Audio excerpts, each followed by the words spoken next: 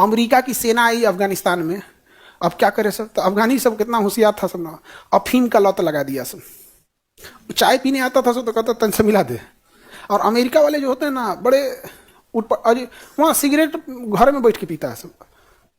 हाँ, dining table पे शराब रखा होता है, लड़का लड़की सब वहाँ शराब पिएगा सब वो। अच्छा, अमेरिका में क्या है ना कि ज़्यादातर लोग वहाँ सौतेले बाप सौतेले माँ मिलेंगी।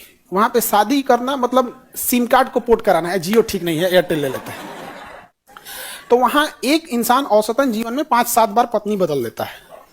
तो जब अब वहाँ प्रॉब्लम क्या है समझो, कि जब वो शादीशुदा था तो उसके जो बच्चे हुए 1-2 साल का हुआ तब डिवोर्स हो गया, इसका इधर हो गया इसका उधर हो गया। अब उसको मिला तो सौतेला बाप मिलेगा या सौतेली माँ मिलेगी, फिर 2-3 साल बाद वो चेंज हो जाएगा वो चेंज हो जाएगा। लेकिन ये बचवा तो किसी एक के बाप का होगा, लेकिन इसके जीवन में 4-5 को बाप देख लिया ही। तो इसके लिए वो मनाते हैं फादर डे। उस दिन वो अपने असली बाप के पास जाते हैं। फादर डे, मदर डे, समझ में आ गया कि नहीं आ गया? 75 को बियाह करना है, हर साल बियाह करना है तो वैलेंटाइन डे। हमारे यहाँ ये कल्चर ही नहीं, हमारे यहाँ 7 जन्म का रिश्ता है।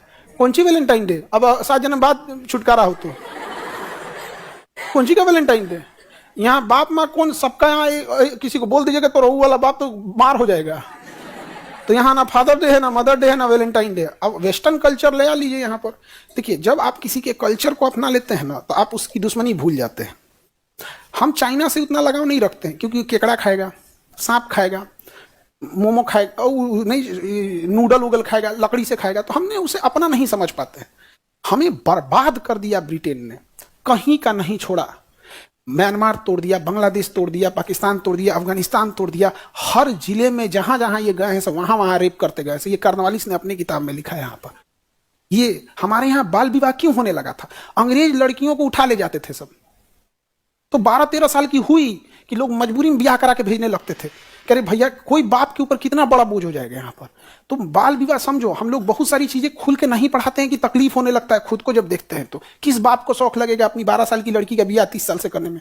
बाप एक, आप लड़की लोग फील कीजिएगा, पापा आपको बहुत मानते होंगे, मतलब अगर उसके हाथ में अगर रहे ना तो आपको दुनिया का सब कुछ दे सकता है। लेकिन वो इतना मजबूर रहता था, 12-13 साल की थोड़ी सी बड़ी हो गई कि अंग्रेज उठा ले जाते थे सब, एकदम तबाह तबाह कर दिए थे सब। हम लोग को जितना अत्याचार किए हैं उतना कोई नहीं किया है। लेकिन अंग्रेजी पता था कि इन्हें अपना कल्चर थोप दो।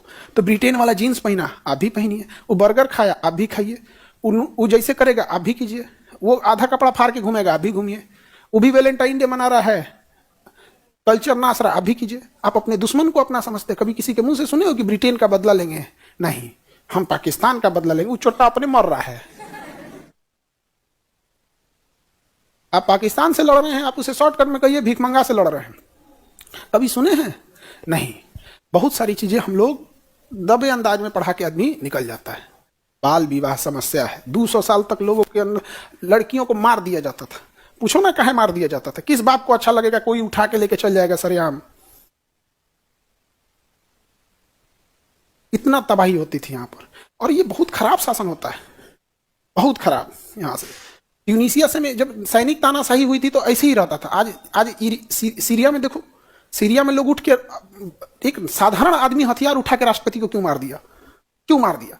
कुछ बच्चों ने प्रोटेस्ट किया था सीरिया में, छोटे बच्चे, और कहते थे कि हमें भी बोलने की आज़ादी होनी चाहिए। वहाँ की मिलिट्री उठा के ले, सैनिक तानाशाह बशर अल असद उठा के इतना मार मारा ना कि छोटे छोटे बच्चे को जब डेड बॉडी दिया गया तो आंखें निकाल ली गई थी, नाखून बाहर था छोटे बच्चों का।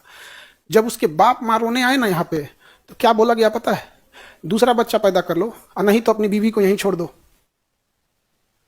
कोई हथियार उठा लेता है ऐसे नहीं, बहुत तकलीफ से गुजरा होगा, वक्त मजबूर कर देता है।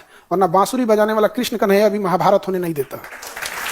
तो हम लोग भी बहुत सारी चीजों को दबे अंदाज में ही पढ़ा के निकलते हैं। लेकिन जब हम लोग भी पढ़े थे ना तो मन तो करता था कि चुचरा उठा के हम मुंह दे दें 2-4 को। जिस दिन आप हकीकत में पढ़ेंगे उस दिन ना समझ में आएगा। हम तो बहुत उटपटांग होता है। तो हम लोगों ने वेस्टर्न कल्चर को इतना अपनाया ना कि हम उसे अपना दुश्मन ही नहीं समझे, जबकि हकीकत में दुश्मन वही है।